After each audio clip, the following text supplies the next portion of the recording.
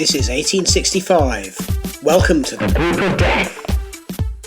Hello and welcome to the 1865 Group of Death.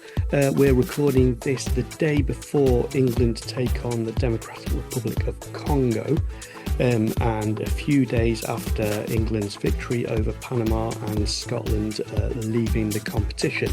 I'm joined by Matt and by Rich, and we're just going to go through a few things that have caught our eyes over the last couple of days at the World Cup.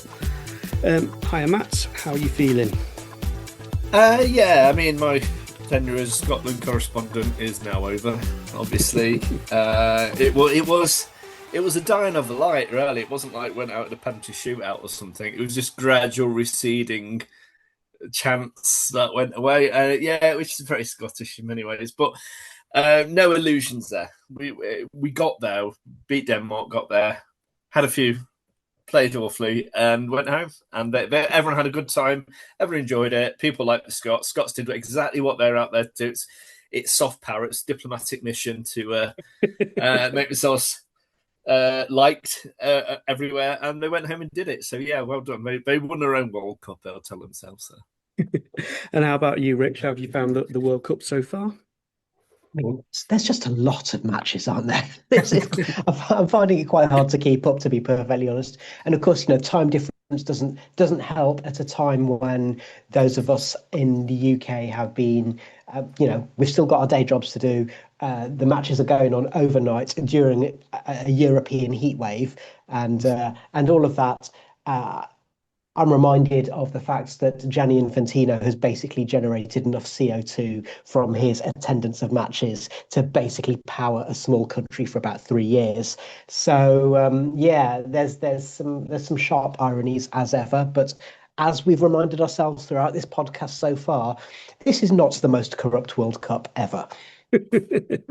Yeah, I have to say, it's, in terms of the number of matches, the first week I was either watching matches all the time or catching up on the highlights for the ones that I couldn't be bothered to see. And by the second week, it was like, I'll watch the highlights for the ones that look interesting and maybe watch the match or two. And now it's like, there's too much of it. Yeah, I mean, I've reached a point where rather than kind of logging, getting up, having my breakfast and kind of logging into a football website to find out what's happened, I'm just having a look at my WhatsApp groups and seeing what big stories have happened, which is how I found out actually about Germany and about the Netherlands. I did stay up to watch the Germany match, and it was Germany in a penalty shootout. It should not be. I should not be falling asleep during that. And it was no shade on the actual game. It was fantastic. It was a brilliant shootout. It was super. But I was so tired. I've been watching the earlier match. I've been at the cricket earlier that day. I'd watched a bit of Wimbledon, and it got to that, and I was just sported out at that point. So, yeah, I mean, with other sporting events going on at the moment, it's either a rich feast or we've all overindulged. Yeah, I want to talk a little bit about the Germany match because, yeah, that was one of the few that I actually put in. I didn't watch all of it, but I did watch the end and extra time and the penalties. And there's a couple of things I want to contrast, but in particular contrast with England's performance against Panama, because once again, for a lot of people, especially a lot of writers, I think and YouTubers, they have to go, oh, the world's falling in, England are awful, Tuchel's the worst manager there's ever been, and the squad selection's awful. And then there's a couple of people saying, actually, this is exactly what we expected. Rich, how did you feel? Okay, I mean, yes, it's all utterly predictable. One thing that I think was particularly prescient was, and I can't for the life of me remember where I saw this, but there was someone talking about how Tuchel has gone for a system and all styles of play, and he's selected his players around that. Hence why the Fodens and Palmers and Gibbs Whites of this world are not included, and hence why we're down to our last two fullbacks. On the other hand, Southgate had a different approach, which is select the best players and find a way to get them working, which at times was a bit turgid, but also undeniably got results. And England have punched above their weight over the last four tournaments. So yeah, pays your money and he takes your choice. England were never going to do well and never going to perform like um, they're dancing through a match in a group match against a minnow. That's just not never the way that they've done things. So it wasn't a big surprise, but it's also not a big surprise that they got a result. And certainly once they got a goal, it was not a surprise that they got more than one. Yeah. So Matt, as our resident Scotland fan, I just want to pick your brains about something Rich mentioned in passing there, which is Southgate got England punching above their weights. I'm of an age where I remember when actually quite often England wouldn't qualify for major tournaments. Sure, yeah, Um, yeah. and it was Sven that actually got us consistently qualifying, and we've done that most of the time ever since. And now it's got to the point where England are almost expecting to get certainly to the semis or the finals. That's got to be an improvement anyway, hasn't it? Yeah, again, it's like when, as Rich was saying there about, the expectation of the world has fell in when we get a 2-0 victory against a country that, against a team that was very efficient in defence. Yeah, we do remember those times. I think Southgate spoilt us anyway. And again, with Southgate as well, the headlines were pretty mixed at most times. But yeah, he was the most successful manager in my lifetime, definitely in my life.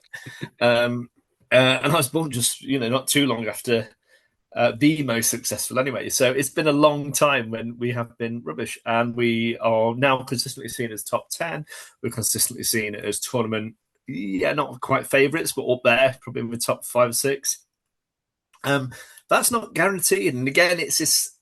I think there's some English exceptionalism that we have to be there because we invented the game, and if we're not there, and you're seeing this, like I've been reading with Schadenfreude is a German word. So I've been enjoying the German press today and watching how they're tearing apart their team and stuff like that. You'll get the same in the Netherlands tomorrow and stuff like that. And again, it's because both teams, there's certain expectations on them to be, it's just, well, they will be in the final. They will be, or in the semis at the very, very least. And no, they've got to play the games, and they've got to play the games well. And Germany just can't rely on the fact that it has this historical thing. But Brazil's gone down that route before, where it just thought that somehow being Brazil was enough. It's not. It's, you have to have. We're seeing, there's been enough new names in this expanded World Cup to say that there's threats all over the place, not least someone like Morocco, who are now looking, previously a footnote outside the Africa's Cup and stuff, and now sort of, starting to have last World Cup, this World Cup, you're starting to think there's some real, there are threats there. You can't just rely on being good before. So the fact England has kept up, and I'm speaking, we're speaking the day before the actual, we could rarely be found out. They could, we're doing okay. Tuchel has done well. He steered us in there. We topped the group. No big, real injury crises. Nothing really terrifying to go in there too. I think we've done all right. Yeah, Rich, I'm using us now as I've moved over. Yeah, you've changed. Again, yeah, but can I just put out as Anderson's team, you see? So, oh no, actually Anderson's not ours either. Oh well, Southern, yeah. my kids like England, so I'll go on that one. Rich, there's obviously the big question at the moment then is about the right back position. Livramento being injured, James being injured. Apparently, no one could see that coming. And Kwanzaa, who's not even a right back, getting injured. Trent Alexander-Arnold, is he our saviour that was left at home? Well, I guess every match that England play at the tournament without a right back makes Trent. There's a well-worn trope, isn't there, about players become better in their absence. Do I think Trent Alexander-Arnold is good enough at defending to be an international right back? No. Is he a victim of the fact he doesn't quite fit into the mould of a traditional fullback? Yes.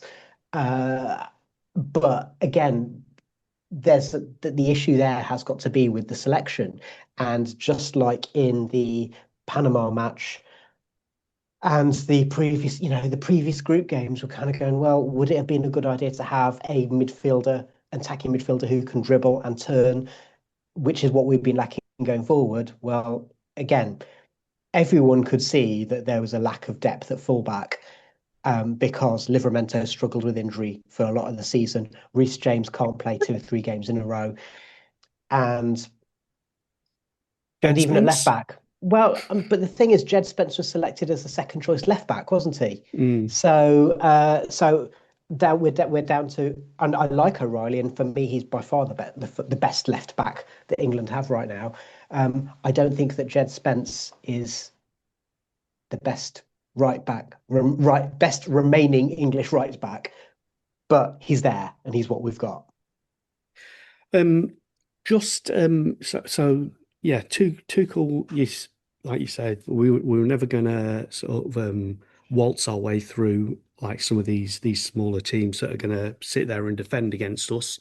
Tuchel, I love the Adam Cleary football channel. If you've ever seen that on YouTube, he does a very good tactical analysis that's data driven, but he makes it very understandable. One of the things I was thinking watching Germany against Paraguay was that they obviously set out to defend. They barely crossed the halfway line for most of the game.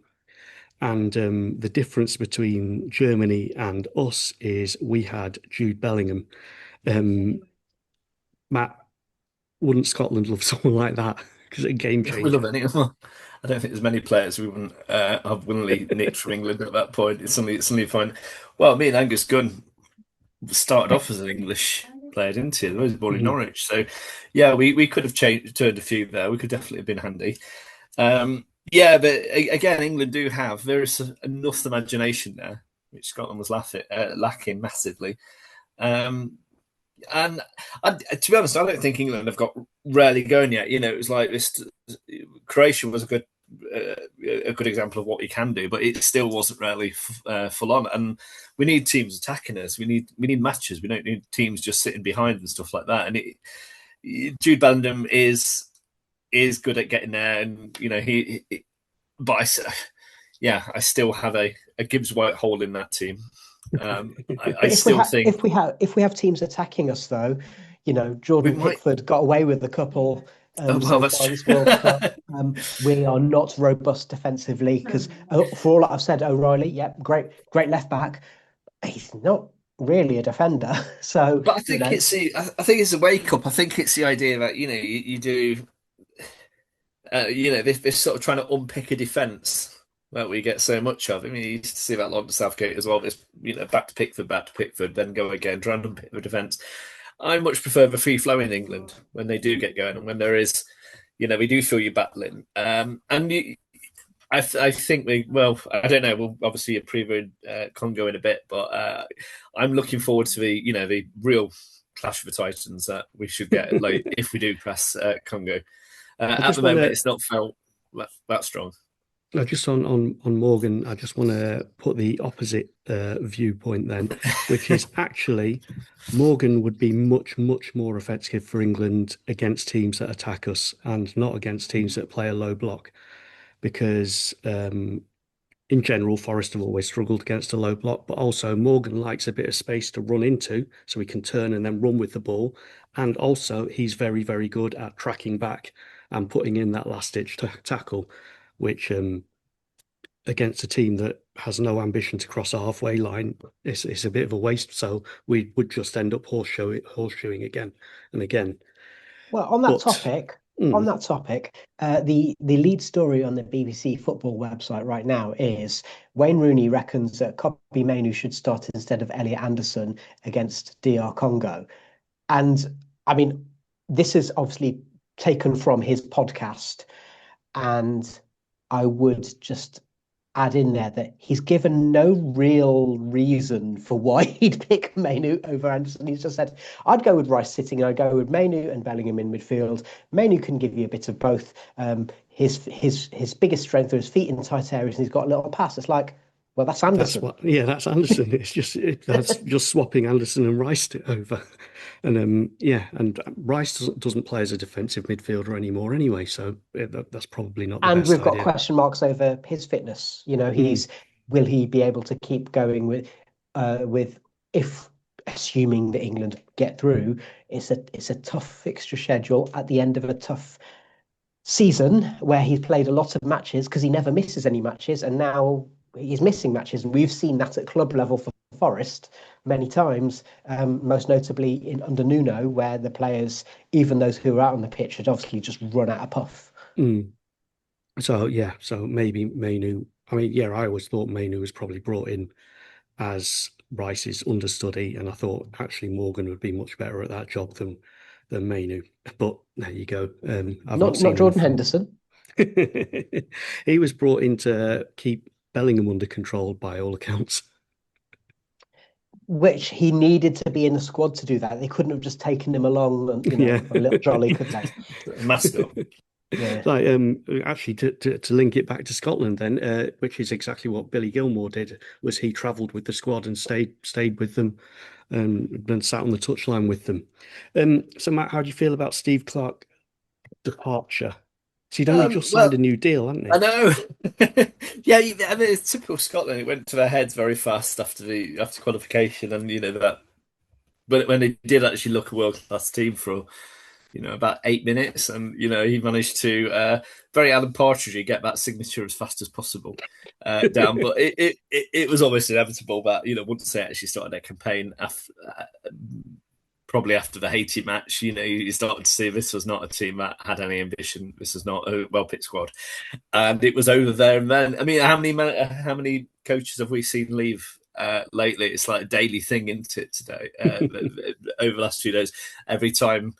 I don't know where we're going to be, where England are going to be when if Tuchel doesn't get us there, will he be? Sort of. Well, I can't imagine him staying anyway. But yeah, it was almost inevitable, I think, and he's probably managed to get himself a nice little payday on the fact that it is a break of contract as well. So yeah, it's very Well, I mean, Forest, isn't it? well, I was going to say that. So a couple of things. Number one is, I guess McTominay is to Scotland what Bellingham is to England, and McTominay, while he's ripped Serie A up, he's lit up the division. But let's be honest, this is a player who looked decidedly average in a particularly average era of Man United. And just because he is capable of good things doesn't mean that he can take control of a match in the way that Bellingham sometimes is able to do. And then the other thing is, Matt, you won't be surprised to hear this. So my Scottish colleague had to explain after qualification, that Denmark match, had to explain to her 10-year-old, it's like, I just want you to know that it's not always this good. And you don't want to get used to it because Yeah, there's going yeah. to be bad times ahead. My son has been watching that on repeat, watching this like the road to the World Cup on repeat, and but well before the tournament, and sort of started to describe himself as a Scotland fan. He's dropped that very fast. He's back to being an England fan now. It was a past indulgence. So he knows now. Rich, just one last thing on Steve Clarke. One of the things I noticed on one of the things that like his time as Scotland manager. His first ever Scotland team had Andy Robertson and Scott McKenna. His last ever Scotland team had Andy Robertson and Scott McKenna. Poor old Scott McKenna, eh? Yeah, yeah. I mean, unfortunately, um, in that back four, he threw himself under the bus a little bit, but he proved for all. I mean, in the last podcast, I came out of it, and as we finished recording, we'd mentioned our erstwhile colleague George Edwards, now of the Athletic, and George has long said that Scott McKenna is his favourite player that he's seen in the flesh in a red shirt. And unfortunately, McKenna proved what Forest fans knew, which is that he doesn't have the pace or mobility to play at the top level. And just that little hesitation because he wasn't quite sure what to do is what cost him dearly and cost his country dearly. I mean, I do just want to say this podcast called Group of Death. I think there's I don't know if there was a consensus on which is the group of death in this World Cup, but I'd say there's a strong argument that Scotland had it because Oh Morocco and yeah, yeah. Brazil are two of the Hmm. toughest opponents you can have in a single group. And the fact that Scotland laboured to their victory over Haiti is just, a byline to that. Mm. What I was quite surprised, just as an aside, but we'll come touch on Morocco in a bit. But yeah, Brazil were apparently ranked sixth in the world, and Morocco seventh when Yeah, when yeah. they played that opening game. But one last thing on Scotland, then Matt Ange Postecoglou. It's like it's sort of a madness with teams. I mean, he was up on the commentary for the Australia as well. And it's like, no, you have no authority here anymore. You have lost all authority. But yeah, those words best not said. So, but there are so many. There is what 8 billion people in the world. Anyone, I think a good 6 billion would be better. But yeah, no.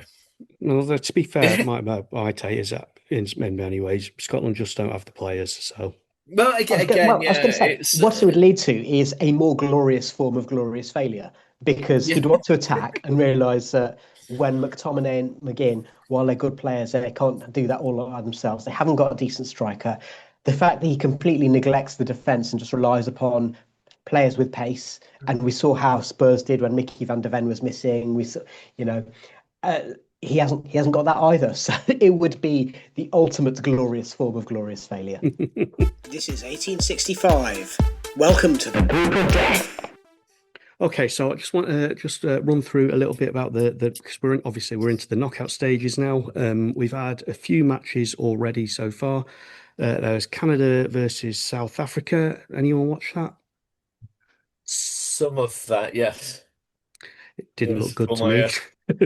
Yeah, I yeah. have to, I have to say, we were watching something else, and again, because the kickoff times are slightly staggered, I lose track of which matches start when.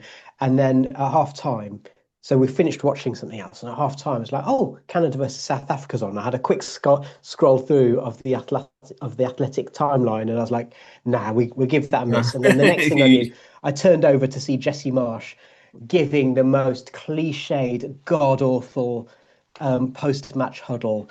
You guys are Canadian Oh God, legends. yeah. And I wanted to throw something at the TV. So yeah, I'm not gonna talk any more about that match. Yeah, can we, All can that we I think we should agree on a moratorium on those as well, on the sticking the microphone and the huddles. Because I like the sense of mystery. I like the sense he might just be like, what you having for tea saying, tonight? referees. Yeah, exactly. Yeah, it could be. I don't want them to actually, when you hear them actually motivate, because yeah, or they're dispensing some extremely good strategic knowledge, not just throwing stuff out that sounds like a motivational podcast. So, Right, so we had the Netherlands versus Morocco, which all I've really got two things to say about that. One is, yeah, we've already hinted at that Morocco are actually much better than people think. And then the other thing is Cody Gakpo, obviously kind of heartbreaking for him to score the goal and then going out anyway. Yeah, I was going to say that I think when it comes to big tournaments, whichever sport it is, we're always looking for those kind of human edge stories, aren't we? So for me, Vazinha in Cape Verde's draw against Spain was one of my favourite stories in recent times. Then, of course, Paraguay, the fact that the players were in tears after beating Germany. And as I said in the last podcast, two ex-Forest players in that Paraguay squad, one of whom made it on the pitch. Yes, Ojeda I made it on. wanted to talk about him. Yeah. And then for Gakpo, yeah, obviously utterly, the biggest loss that you can possibly imagine. And then it just as also a reminder of the fact that footballers, yes, they're well paid, yes, the jobs they have are not difficult if they've got enough talent. But on the other hand, we've seen it two or three times. We saw the Jeremy Doku thing of him being vilified in certain parts of the press for daring to go home to be with his wife for the birth of their first child. And then for this Cody Gakpo and the fact that, he's away when this heartbreaking thing has happened. Um, So just the human side of that, of like he's sacrificed a lot to be there. He scored a goal. It's not exactly surprising that the emotion really came to the fore, not just for him, but clearly for his teammates as well. There's Brazil versus Japan and Germany versus Paraguay. Apart from the fact that I'd like to put in an honourable mention to Brian Ojeda, who I thought did very, very well when he came on. And I can remember when he was at Forest, there was a lot. I think I only saw him for like 15 minutes on the pitch, and I can remember being impressed with him then. Obviously, you can't really tell off that, but there was a lot of stuff, a lot of people saying, "Yeah, he's a star in the making," and he didn't really put a foot wrong, did he? Well, it was past my bedtime, so I didn't see him. But what I will say is that what we saw when he was at Forest was he was playing as a number six, and he looked tidy. He's not the biggest guy, but he looked combative and physical. So, and at championship level, obviously, we know it's a combative and physical league. So it was a little bit of a surprise. I think he was a bit of a victim of the fact that Steve Cooper obviously had his first choice 11 and Hayder wasn't part of that. So it was, yeah, for him to come on and as Paraguay, knowing they couldn't out football Germany, for him to come on and play that part is kind of satisfying. Seeing an ex-Red do that. But what I did notice, but Germany versus Paraguay and Brazil versus Japan. Matt, how do you feel the refereeing's been in this tournament? Well, Rich was talking about human moments earlier, and the Jonathan Tah sort of situation. He scores a goal, and that should have been allowed by all Yeah. intents. I mean, any, well, anyway, that'll be disputed elsewhere. But all the same, the fact that that happened, and then obviously he missed the penalty later on. It's like, how does your head cope with stuff like that? And yeah, the referee. I mean, last time I was on with this, we talked about the fact that is a referee in favour in the big clubs. I'm not so sure now, but no, it's been. I mean, yesterday was I don't know how many yellow cards. How many yellow cards were the Germany match last night? Germany Paraguay. The ref just lost the rag at the right. It was towards the everywhere. I end. mean, the benches were getting them All as well, both and all. Everyone on the bench got one, I think, by the end. Yeah, it was funny in the end to the fact that he didn't really put it back in his pocket. But What I think is infuriating, whether you're watching your club or whether you're watching your country, is the inconsistency of how things are put in place. And the use of VAR has been very, very inconsistent in this World Cup. I think there's been instances where they've, just like in the Premier League, instances where you kind of go, hang on, but in the last match, they would have looked at that, and this yeah, match they're well, for not. sure, yeah. But this is that VAR is all about inconsistency, isn't it? It's sort of like exactly how. Yeah, the idea of refereeing has always been, there will be mistakes made, and those mistakes, will generally balance each other out in the end. And those mistakes are much better because it keeps the flow of the game and stuff like that. And a certain amount of discretion is given to the referee, a certain amount of forgiveness is given to the referee. But yeah, when it's inconsistent, if it was good and worked, if it actually had good effects and consistent effects, well, fine, yeah, I can understand it. But when it's like this, I was going to say, so you could argue, Dale Johnson, who writes for BBC Sport, we've mentioned him on our podcast in the Premier League season, and he's got his job title is football issues correspondent, and that always just makes me laugh. It's like, well, that's a never-ending task. It's totally Sisyphean. But quite often, when it comes to him responding on social media or in his articles about issues of use of VAR, he's pointing out that VAR is not there. It's the old cliche. It's not there to re-referee. It's there to decide if there's something that needs to be reviewed.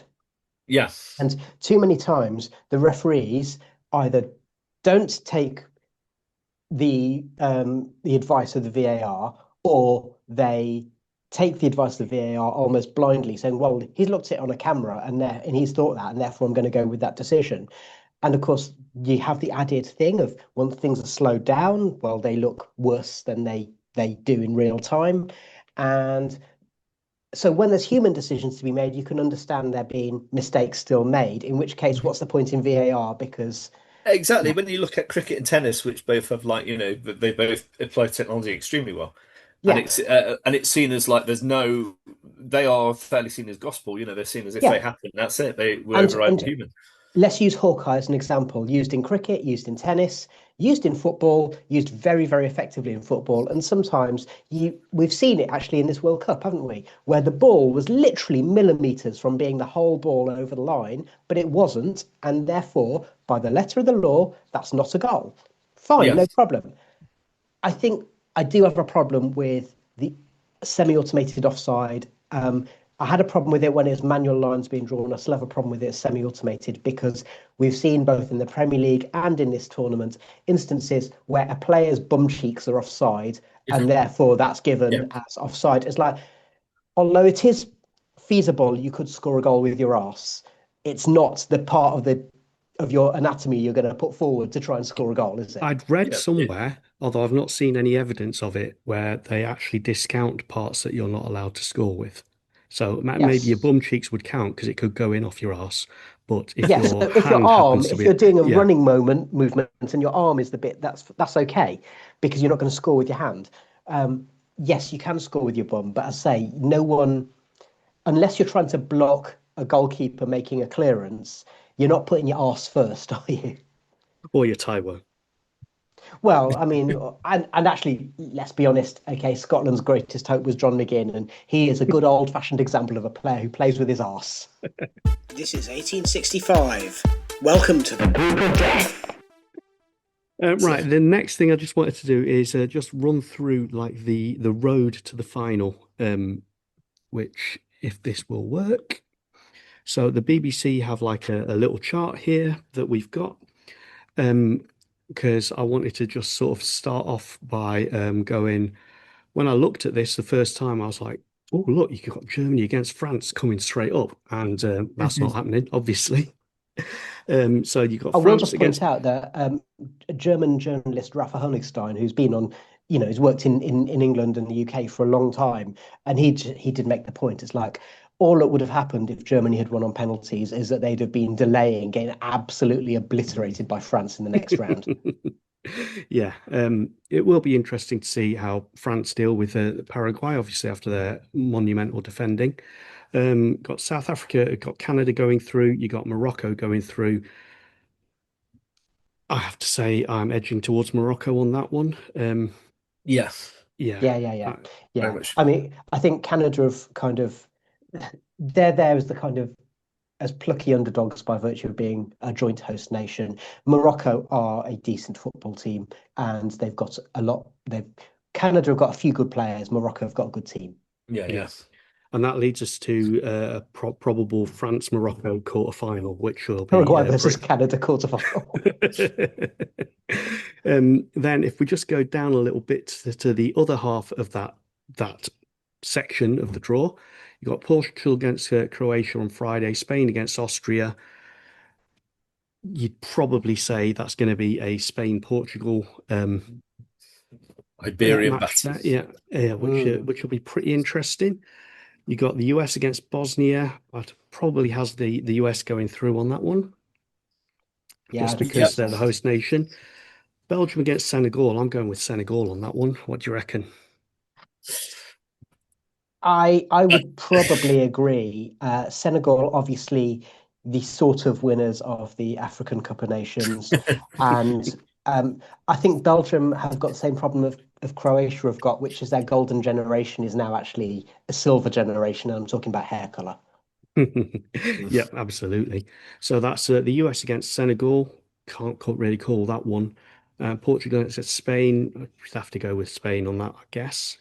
Yeah, I think so. Yeah, but Which that'll be a could, nasty match. That will be a.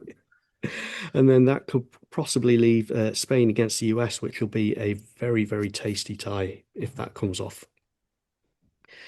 Coming down again, obviously Brazil against beat Japan. Again, a bit more refereeing controversy there, where Japan's scorer could have been sent off earlier.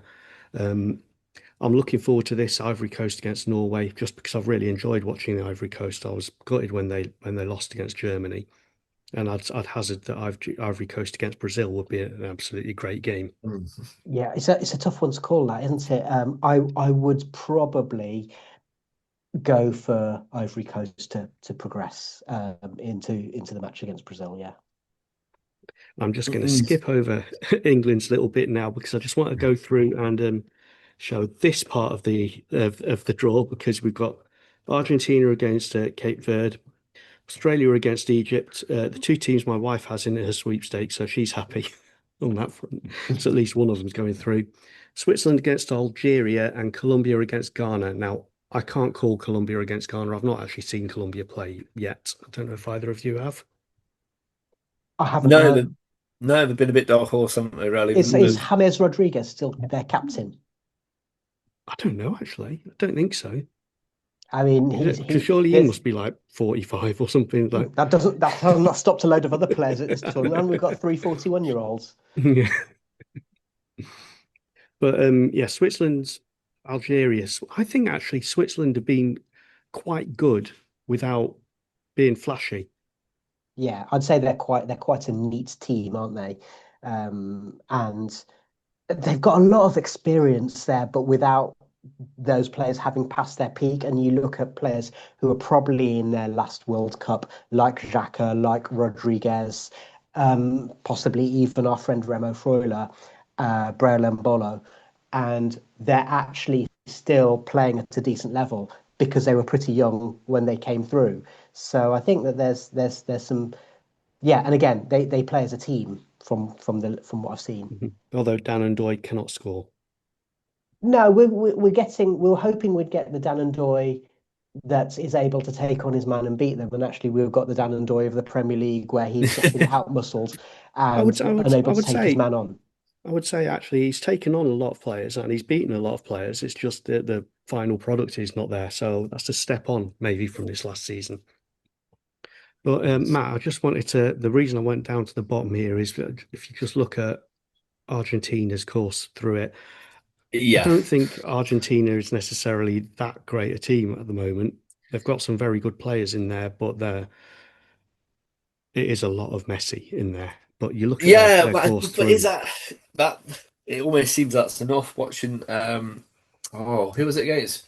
One of his goals. Can't remember who it was against, but it was the most relentless goal ever. It was like a horror movie of a goal that you get those films like No Country for Old Men where you have some sort of unstoppable force moving towards something and they can't get rid of it, or they follow. It follows, whatever it's called, and you just have that feeling of inevitable death coming towards you. That goal that he took, which I think there was about four cracks at it, he did, and it was just relentless. You knew you could see it in.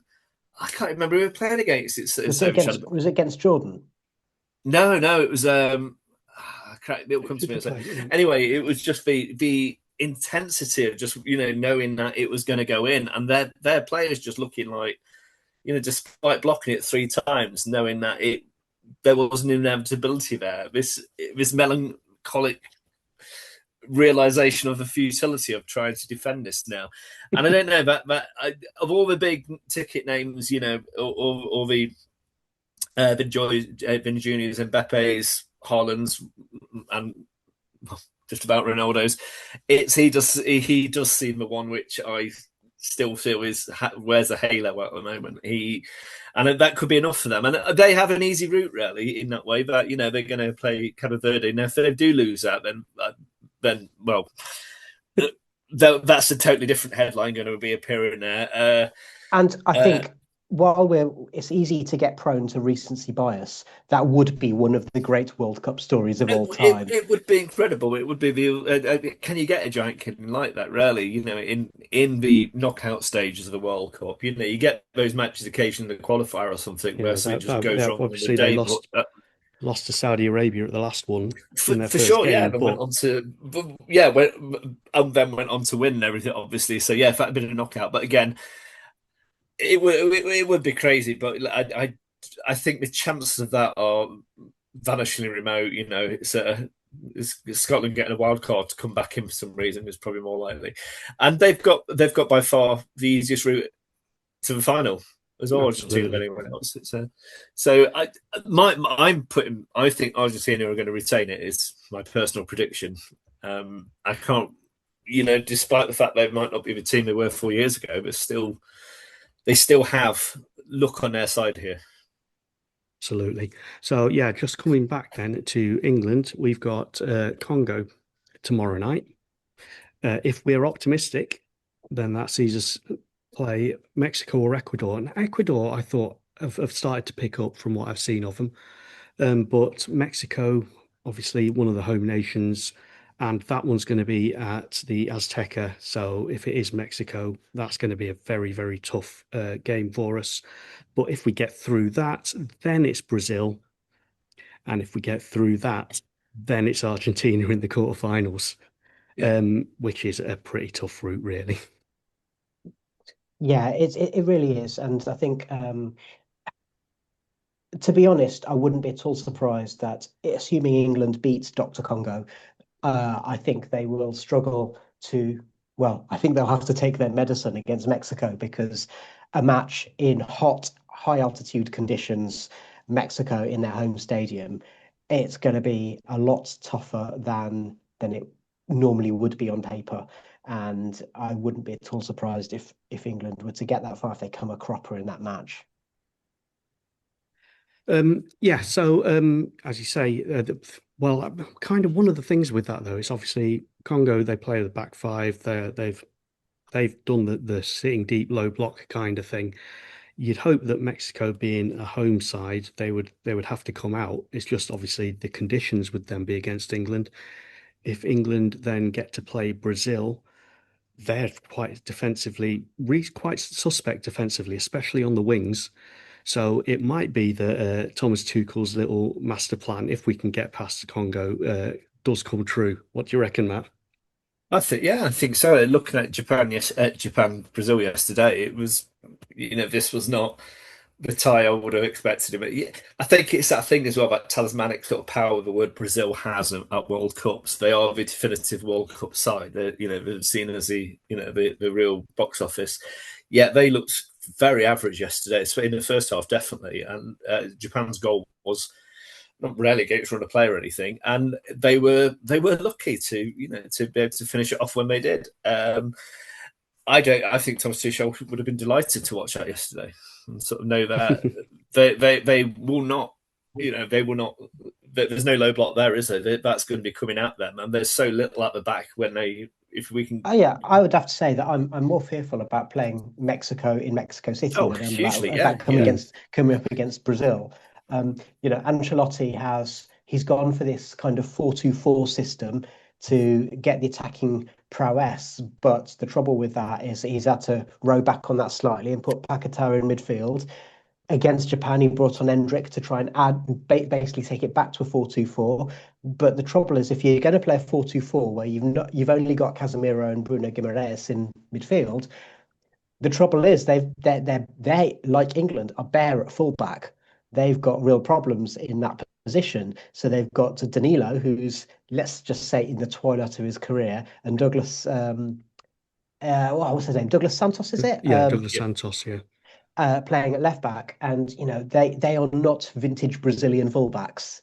Let's put it that way. So it's yeah, I think there's a recognition that Ancelotti, one of the reasons he's appointed is because he has that mix of pragmatism and stardust, which actually is what Brazil need. But again, unless you've got the right players, then it's difficult to make that whole thing work. And from listening to some of the Brazilian football experts, likes of Tim Vickery and Natalie Jedra, while there's always a sense of kind of optimism of that stardust of Brazil going into a tournament, there's also some realism, which is that they haven't got the best squad, and also while they like Ancelotti, you know, he's in a bind, isn't he? Whereby if he goes too pragmatic, then he won't be forgiven for it. I think the other thing that's worth pointing out is that Brazil's mean position in World Cups since they last won it in 2002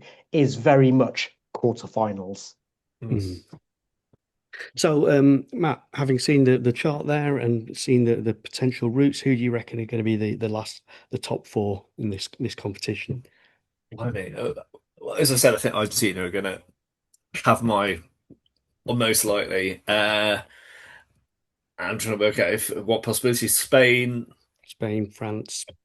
France, yeah. I don't know. Maybe England. I'm loath to say.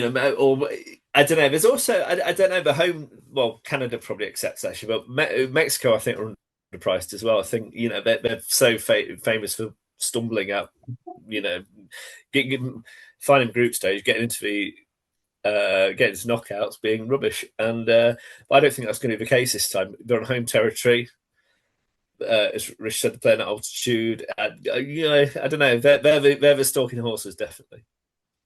And Rich, for you, same for you. Just remembering that England are now good at penalties. Well, yeah.